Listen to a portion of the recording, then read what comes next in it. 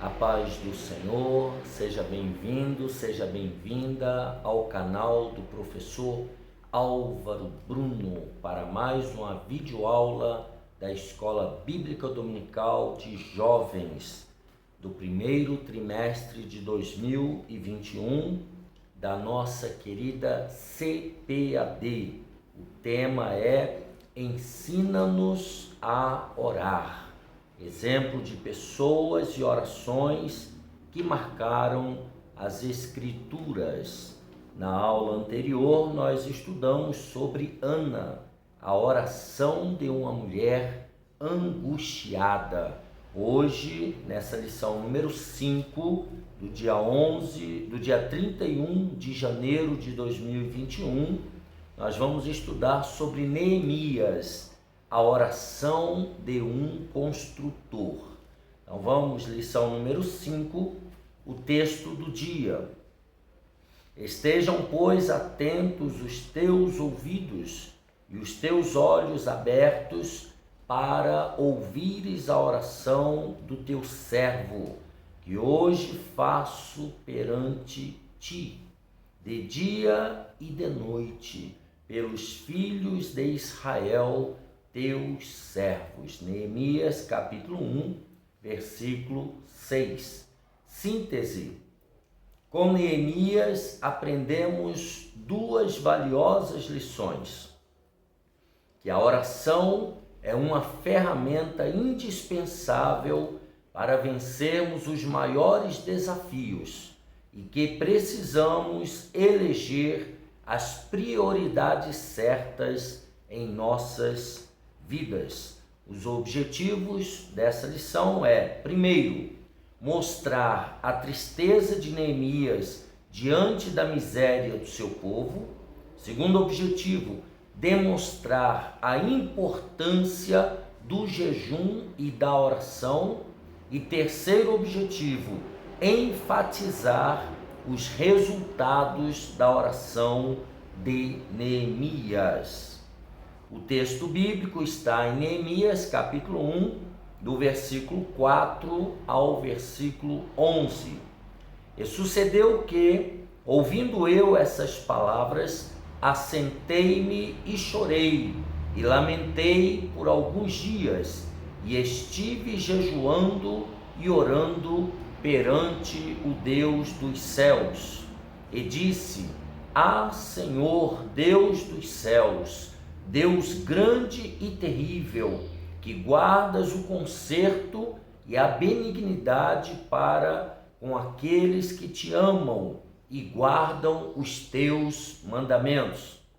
Estejam, pois, atentos os teus ouvidos e os teus olhos abertos para ouvires a oração do teu servo, que hoje faço perante ti, de dia e de noite, pelos filhos de Israel, teus servos, e faço confissão pelos pecados dos filhos de Israel, que pecamos contra ti.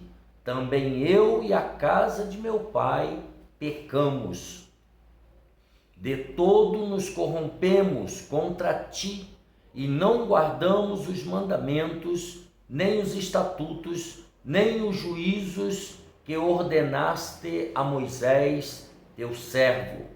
Lembra-te, pois, da palavra que ordenaste a Moisés, teu servo, dizendo: Vós transgredireis, e eu vos espalharei entre os povos, e vós vos convertereis a mim, e guardareis os meus mandamentos, e os fareis então, ainda que os vossos rejeitados estejam no cabo do céu, que tenho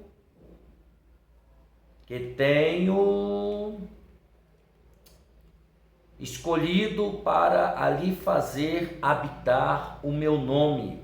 Estes ainda são teus servos e o teu povo que resgataste com a tua grande força e com a tua forte mão.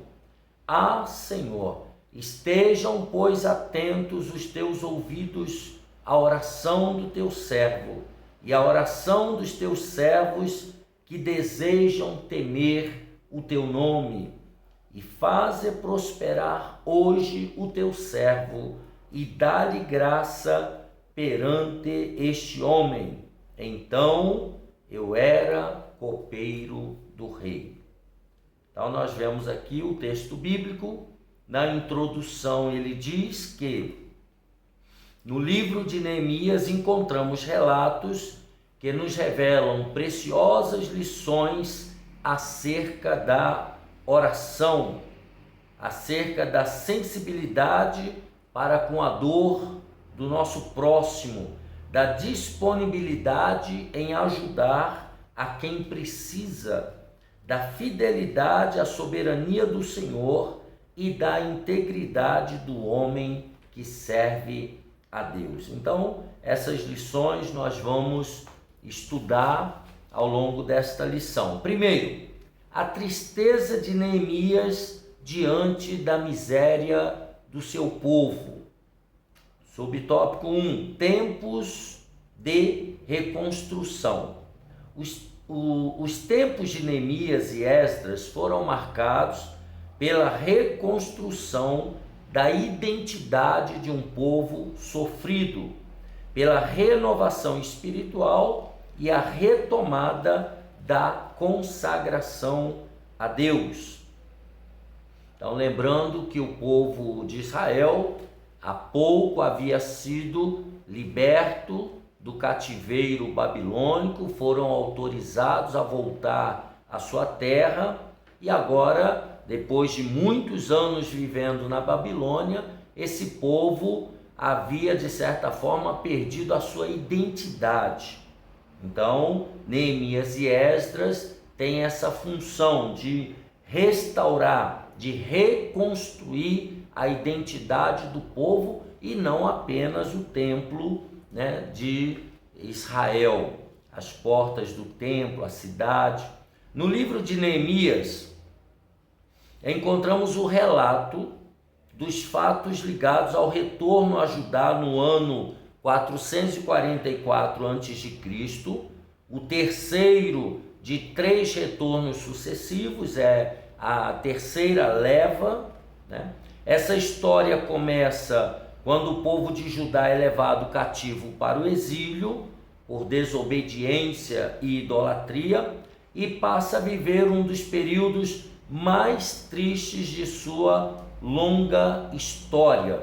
Segundo o relato, está lá, ele vai citar Neemias capítulo 1 e 3, os restantes que não foram levados para o cativeiro, lá na província estão em grande miséria e desprezo, e o muro de Jerusalém fendido, e as suas portas queimadas a fogo.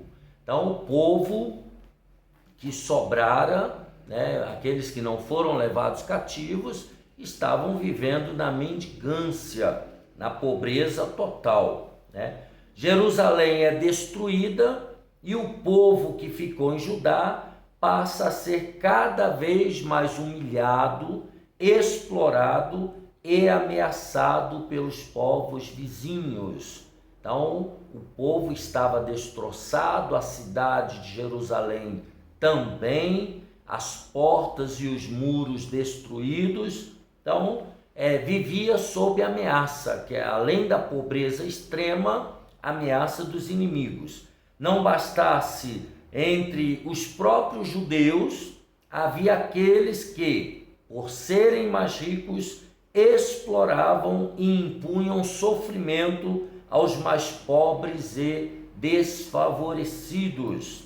As injustiças eram muitas e traziam grande pesar aos corações dos que serviam ao Senhor e sonhavam com o retorno à grandiosa e histórica Jerusalém de outrora, agora envolta apenas em sombras e amargas lembranças.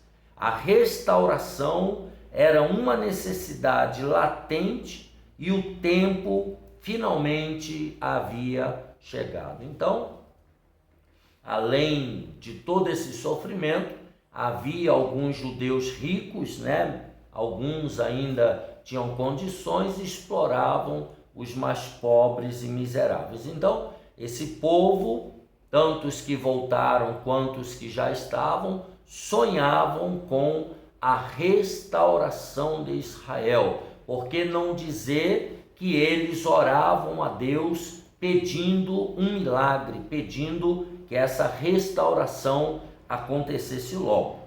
Segundo subtópico, então, tempos de reconstrução, duas, a reconstrução da cidade e a reconstrução da identidade do povo, Segundo subtópico, sensibilidade e empatia. Vou colocar meu óculos para ver se melhora um pouquinho. Agora o óculos com a lente branca, com a armação branca, presente da Visão Ótica do Jardim São Bernardo, Nosso amigo presbítero Orlando. Então, sensibilidade e empatia. Na Bíblia, os nomes dizem muito acerca de seus personagens. Neemias, no hebraico, significa Yahvé. O Senhor tem compaixão.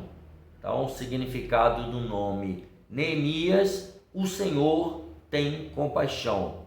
Que preciosa é essa tradução e o seu sentido, o seu significado. Não só o nome, mas o exemplo deixado por esse homem também impressiona e nos mostra como deve ser um governante que serve a Deus. Quais são as características? Primeiro, sábio, corajoso, com fé, sensível ao sofrimento dos próximos, íntegro, determinado, justo e humilde. Assim era Neemias, Yahvé, o Senhor tem compaixão. Então, o nome naquela cultura era muito importante porque já era um sinal profético na vida daquela pessoa, do que ela seria, do que ela faria, de como seria o caráter dela. E aqui o significado de Neemias: Yahvé, o Senhor tem compaixão. Ele era esse homem, que tinha compaixão pelo seu próximo. Segundo parágrafo, em um primeiro momento, Neemias poderia ter pensado em sua própria vida, pois, como copeiro do rei, gozava de muito conforto, status e estabilidade. Então, Neemias era uma pessoa, quando diz essa palavra copeiro, hoje para nós copeiro é uma profissão mais simples, uma profissão de baixa renda, talvez, é uma profissão aos olhos atuais, é uma profissão como outra qualquer, mais simples. Naquela época não, ser copeiro do rei era você entrar e sair o tempo inteiro na presença do rei. Então a pessoa tinha estabilidade de trabalho, tinha conforto, tinha boa moradia, tinha um bom salário. Então preste bem atenção nisso daí. Então, assim era Neemias, ele tinha esse status, ele vivia na corte, Mas ele era possuidor de duas qualidades que devem fazer parte da vida de todo crente. Primeiro, sensibilidade. Neemias, ele era sensível à dor do outro. Segundo, empatia. Neemias se preocupava em agradar o outro. Neemias, ele sentia pelo outro aquilo que ele gostaria que sentissem por ele. Então, Neemias, ele era sensível e ele tinha empatia.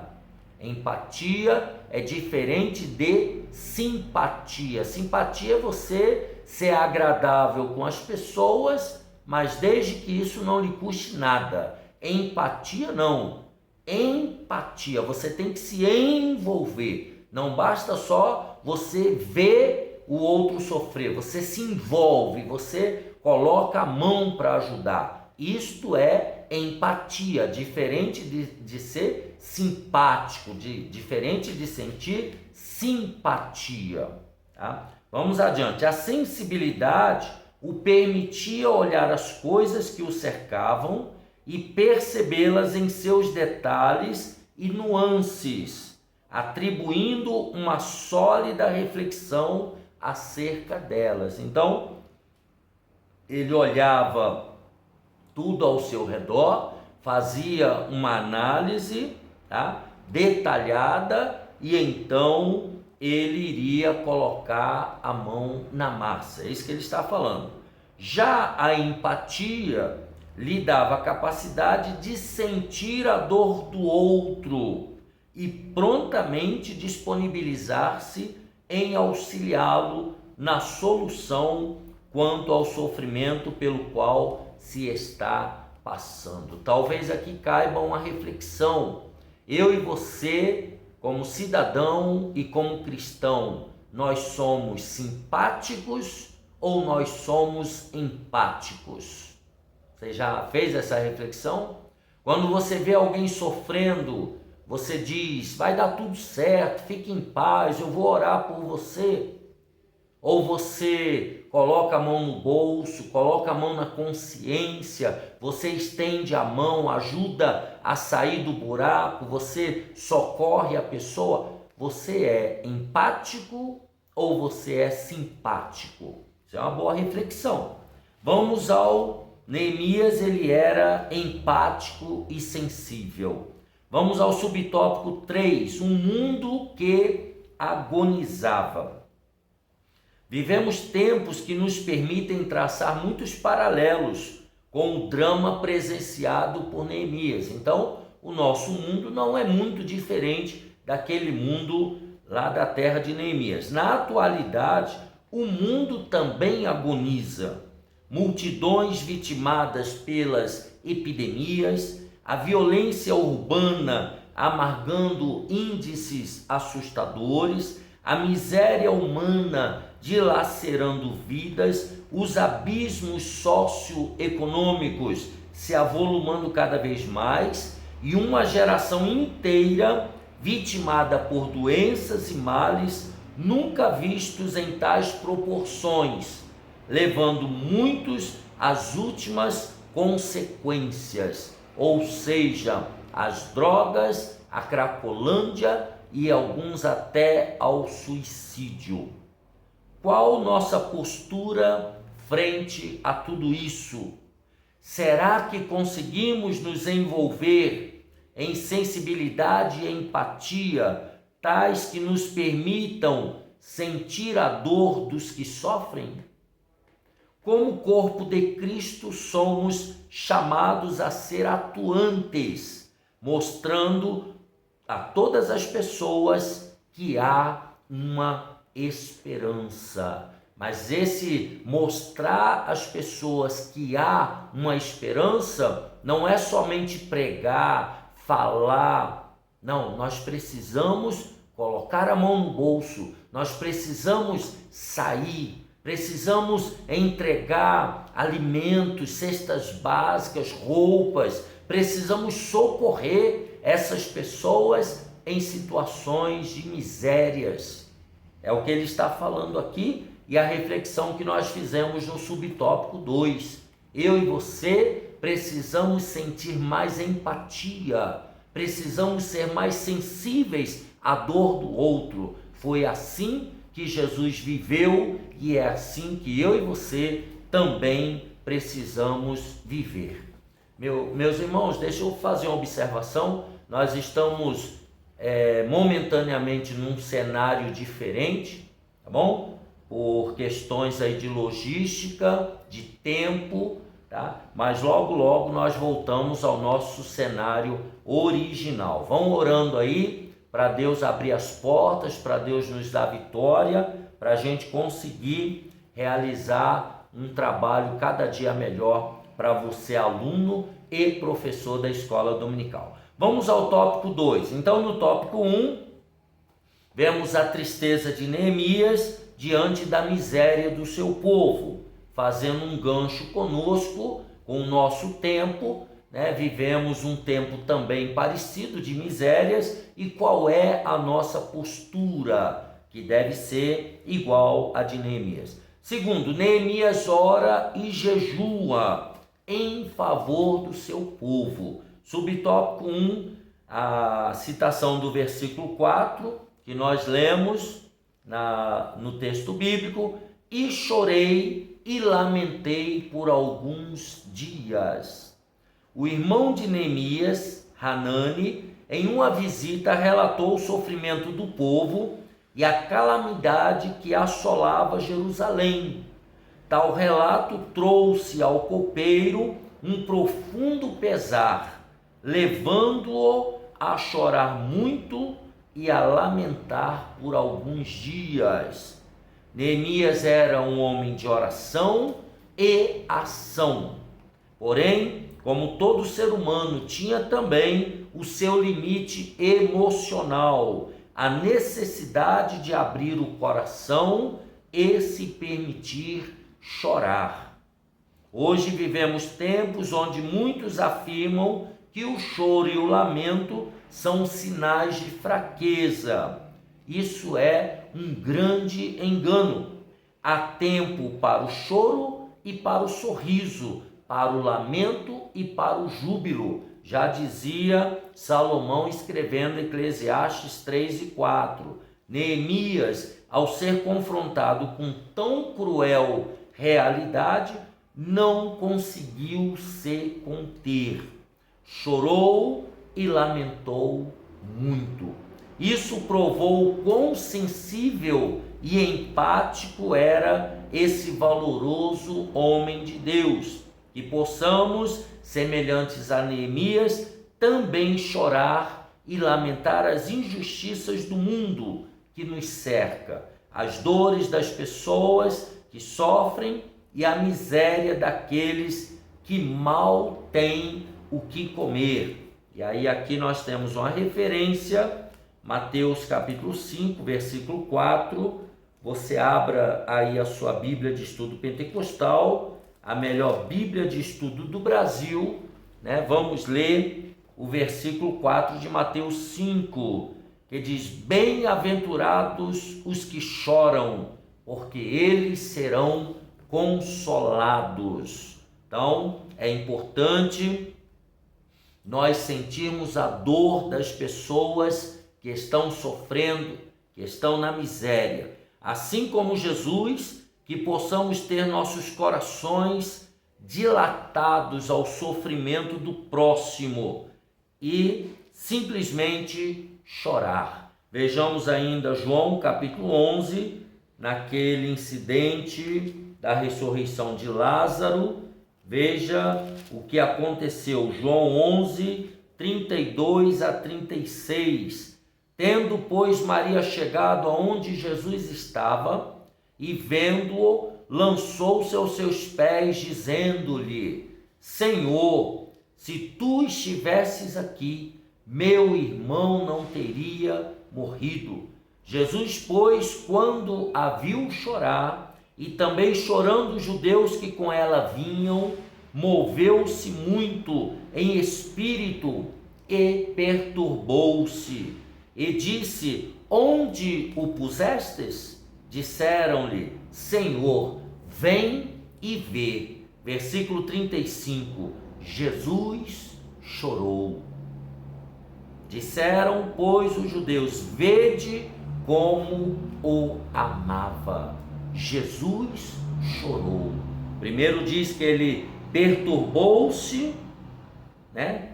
Moveu-se muito em espírito, e vendo as pessoas chorarem, Jesus também chorou. Então, o choro e o lamento são sinais de que somos sensíveis ao sofrimento do próximo e prontos a sermos impelidos por Cristo a estender a mão. Então, quando você e eu, assim como Neemias, choramos e nos lamentamos, isso nos levará à ação. Assim como aconteceu com Jesus, nós também, olhando a miséria do outro, nós vamos fazer alguma coisa, nós vamos agir com empatia. Você tem sofrido a dor do seu próximo? Você tem feito alguma coisa, estendido a mão para alguém que esteja sofrendo? Aí próximo de você tem alguém na sua vizinhança, na sua própria congregação, na sua igreja. Você tem levado cesta básica para alguém que está passando por um período de desemprego, ou para alguma viúva que está lutando para sustentar e criar seus filhos? É bom você começar a pensar nisso. Segundo, sobre Neemias, primeiro chorou e lamentou. Ele era um homem sensível. E estive jejuando e orando. Passado o tempo de chorar e lamentar, uma nova etapa se apresenta. Qual é essa etapa? É o tempo de jejuar e orar. Você lamentou, chorou, agora vai jejuar, vai orar para receber de Deus um direcionamento para aquilo que você tem que fazer. A primeira reação foi importante, mas ela tem um tempo de validade determinado. Há pessoas que passam a vida chorando e se lamentando e não chegam nunca a lugar nenhum. Passado esse primeiro momento, chegou a vez da ação. E para um homem de Deus, a verdadeira ação começa com o jejum e a oração. Então, toda ação, ela precisa começar na minha vida e na sua vida com jejum e oração. Não faça nada, meu irmão e minha irmã, na obra de Deus ou na sua vida pessoal, particular, nas suas decisões, não faça nada sem primeiro jejuar e orar, que foi o que Neemias fez. Durante as 13 aulas estaremos falando de oração, mas agora vamos falar sobre o jejum. Como deixar de se alimentar pode influenciar na qualidade da nossa vida espiritual e o nosso relacionamento com Deus. O motivo é simples. Quando jejuamos, submetemos nossas vidas a uma dependência total de Deus e passamos a nos alimentar apenas da ação do Espírito Santo em nosso ser. Então veja aqui uma definição básica e simples de jejum. Quando você deixa de se alimentar fisicamente, quando você deixa de dar de comer e de beber a sua carne, você passa a depender do Espírito Santo, da ação do Espírito Santo no seu espírito, alma e corpo. Você passa a dizer para Deus: eu dependo totalmente do Senhor. Depois, Jesus nos deixou importantes instruções acerca do jejum. Ele cita Mateus 6, 17 e 18. Porém, tu, quando jejuares, unge a cabeça e lava o rosto, para não pareceres aos homens que jejuas, mas sim a teu Pai. Que vê em oculto, e teu Pai que vê o que está oculto te recompensará. O jejum é algo íntimo e pessoal e que preferencialmente só deve ser compartilhado com o nosso Deus em oração. Ou seja, o máximo que você puder, mantenha isso em secreto entre você e Deus. Ninguém precisa saber que você está jejuando e muito menos por quê, tá? O máximo que você puder. Agora, quando for um jejum coletivo, quando o pastor ou a sua liderança convocar para um jejum coletivo, ninguém precisa ficar falando um para o outro, tá? Mas é coletivo, então todos ali sabem que o jejum está sendo praticado com determinada finalidade. Agora, em 99,9% das vezes, o seu jejum, ele deve ser secreto entre você e Deus. Vamos adiante. Subtópico número 3. Na presença do rei. Durante a audiência com o grande Artaxerxes, 464 a 424 a.C., imperador da Pérsia, o monarca lhe faz uma pergunta para Neemias. Ele era copeiro do rei Artaxerxes. Que me pedes agora? Neemias 2 e 4. Eu vou ler na Bíblia de Estudo Pentecostal. Abra sua Bíblia em Neemias, pouquinho antes de Jó. Abra aí Neemias. Vamos ver esse versículo aqui. Neemias, capítulo 2 e o versículo 4. O copeiro estava em jejum, não se podia entrar triste na presença do rei, isto era inadmissível, e para você entender um pouquinho melhor, vou exagerar. Quem entrasse triste na presença do rei era passivo de pena de morte. Então veja que a gravidade da situação de Neemias. Neemias estava em jejum, ele era funcionário do rei, não podia entrar triste. Você sabe que a pessoa com fome, com sede, o semblante cai, a tristeza se abate, até porque ele está exercitando o espírito e é normal a pessoa ficar abatida. Então, veja o risco que Neemias estava correndo ao entrar na presença do rei em jejum. E então o rei me disse, aí o rei conversa com ele, pergunta por que ele está triste no versículo 2, pergunta se ele está doente, tá? E aí ele diz que não, Neemias ficou preocupado, né? E aí ele explica por quê, no versículo 3, falando da cidade e etc., a tristeza dele, né? Ele não disse que ele estava em jejum. Veja que Neemias aqui, ele foi inteligente. E no versículo 4, então, ele tem a resposta. E o rei me disse, que me pedes agora? E você pensa que Neemias respondeu imediatamente? Não. Depois dessa pergunta, olha o que diz. Então orei ao Deus dos céus.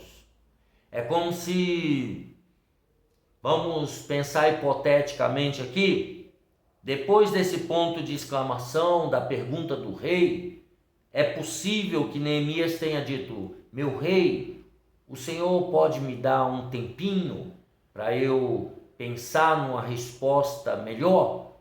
E talvez o rei diga, não, tudo bem, daqui a pouco você me responde.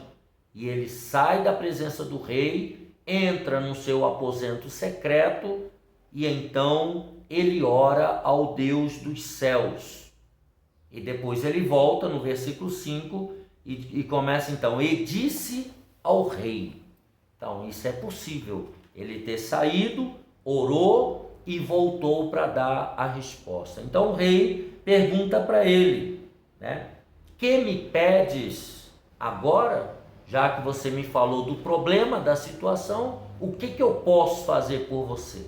É mais ou menos isso.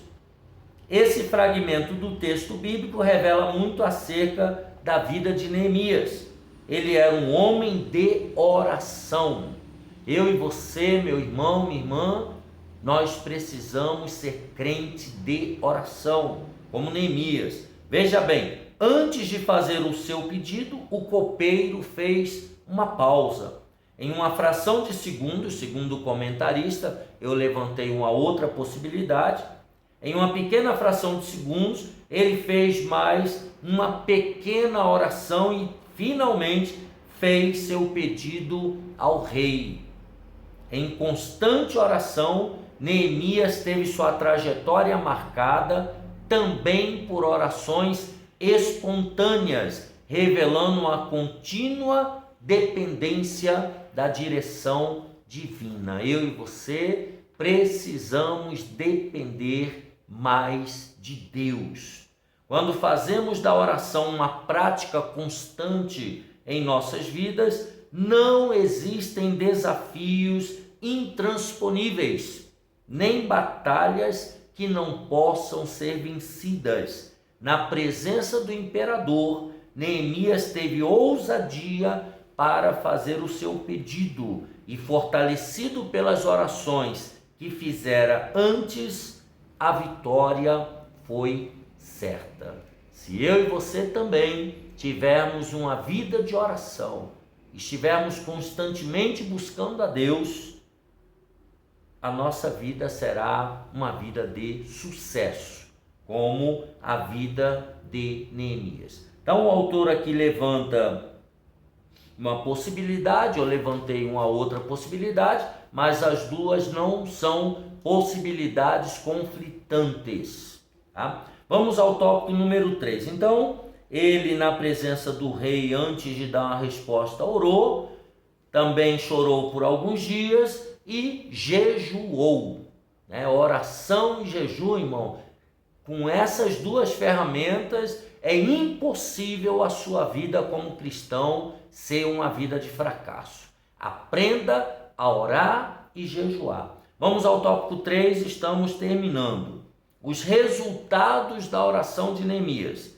A resposta ao copeiro do rei. Neemias abriu seu coração e fez a sua solicitação ao imperador Artaxerxes.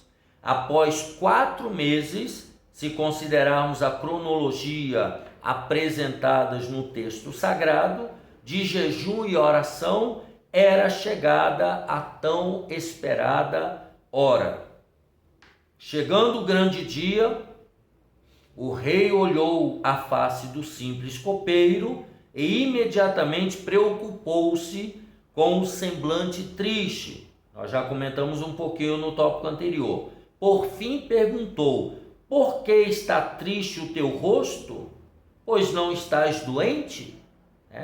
Não é isso senão tristeza de coração, responde no versículo 2. Porque está triste, o rei me disse, então temi muito em grande maneira, por conta daquilo que eu disse. Não podia se apresentar diante do rei com o rosto triste. Neemias faz uma breve oração e abriu o seu coração. Como servo do Deus Altíssimo, fez a sua parte. Já o Senhor Todo-Poderoso tocou o coração do imperador e o milagre aconteceu. O rei deu permissão e colocou Neemias na função de governador sobre Judá e redigiu os decretos reais que viabilizariam a construção da obra, ou seja, a reconstrução das portas do templo, da cidade de Jerusalém. Então veja que o rei colocou Neemias como governador sobre Judá, deu cartas, deu autorização, deu dinheiro, tudo o que ele precisava para reconstruir as portas e os muros de Jerusalém. Vamos ao subtópico 2. Adversidades ao longo do caminho. Nem por isso a tarefa ficou fácil. Muitas foram as adversidades encontradas por Neemias. Tanto as nações vizinhas quanto a própria comunidade judaica empreenderam frentes de oposição ao trabalho realizado por Neemias e os seus trabalhadores. Tobias e Sambalate, governadores de Amon e Samaria, inicialmente zombaram de Neemias e seus ajudantes. Então, aquelas cidades ali próximas, os amonitas, os samaritanos, representados aí por Tobias e Sanbalate, eles zombaram de Neemias e dos ajudantes de Neemias. Em um segundo momento, levantaram uma série de calúnias contra Neemias, do versículo 10 ao 20, que insinuavam a intenção de rebelião frente ao imperador persa Artaxerxes.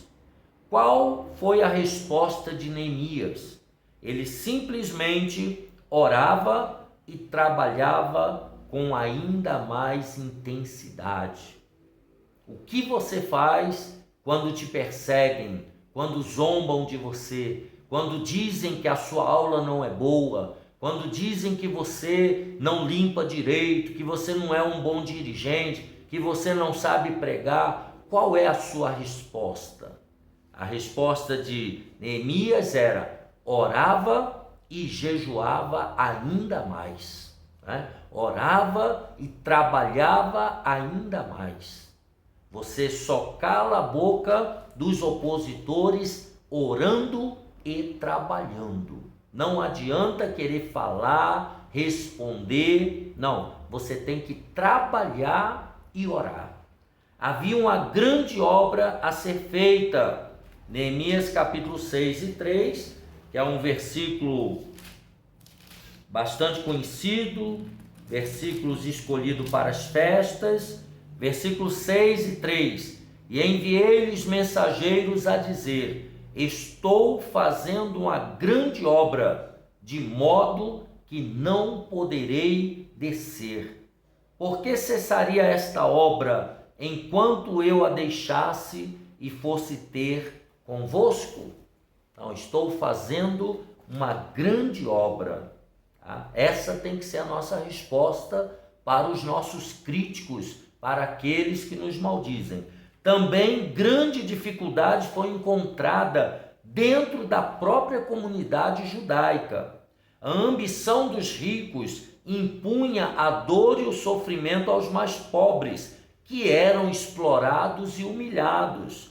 Neemias combateu ardentemente essas injustiças e agiu com grande generosidade para com o povo. Então, ali no meio daquela comunidade, havia algumas pessoas ricas, algumas pessoas bem abastadas, que faziam o quê? Exploravam os mais pobres, exploravam e humilhavam aqueles que não tinham nada, aqueles que estavam na miséria.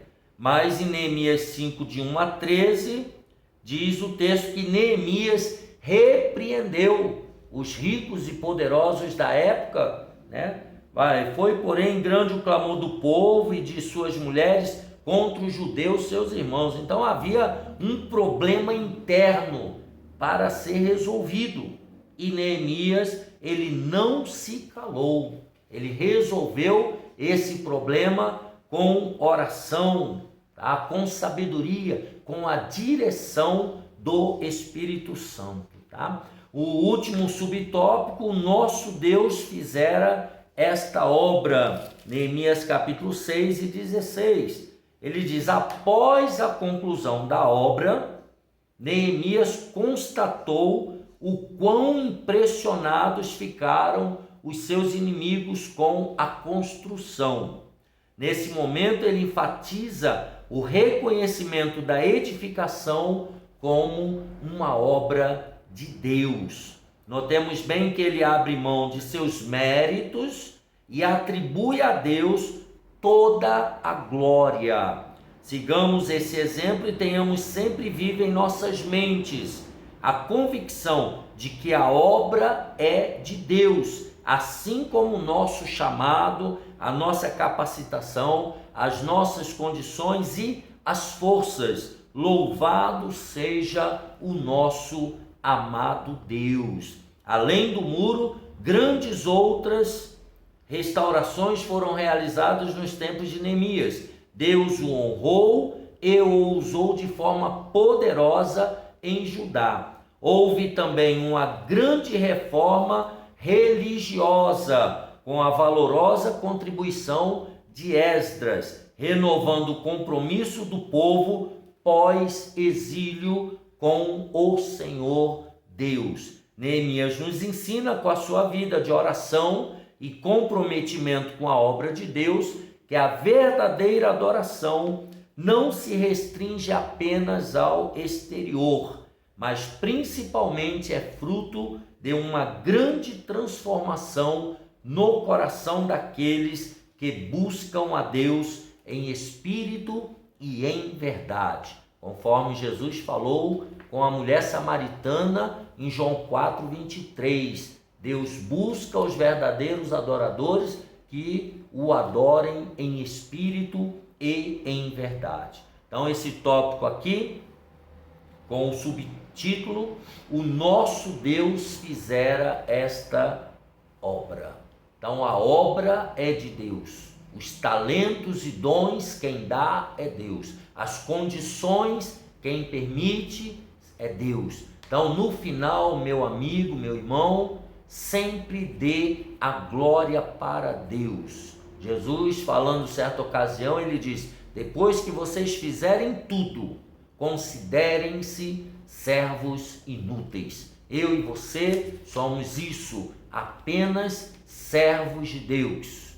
E dentro da grandeza do poder de Deus na nossa vida, somos servos inúteis, apenas vasos nas mãos de Deus. Então aqui estudamos sobre Neemias, a oração de um construtor.